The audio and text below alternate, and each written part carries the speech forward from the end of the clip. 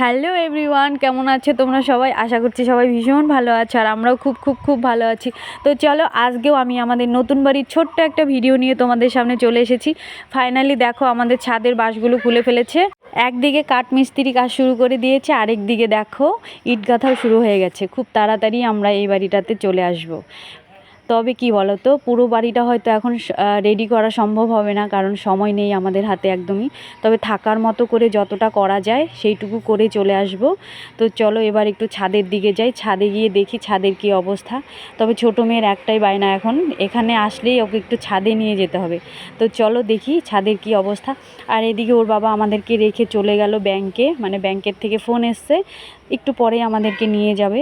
এবার চলো ছাদে যাই। একটা কথা কি বলো তো, নিজের বাড়ি যেমনই হোক না কেন, তবুও সেইটা হচ্ছে শান্তির জায়গা। 6 বছর থেকে ভাড়া বাড়িতে চলছে আমাদের জীবনযাপন, আর ভালো লাগে না, বুঝতে পেরেছো, মানুষের বাড়িতে থাকতে। মানে এই 5-6 বছরে অনেক কিছুর মুখোমুখি হয়েছি।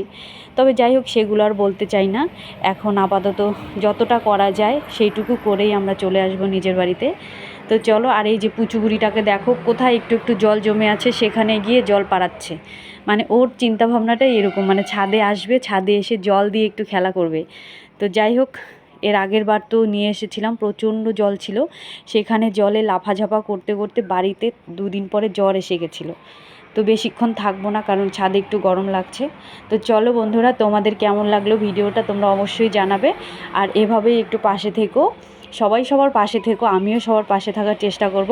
সবার জন্য আমার অফুরন্ত ভালোবাসা রইল। সবাইকে অসংখ্য ধন্যবাদ আমার ভিডিওটা দেখার জন্য।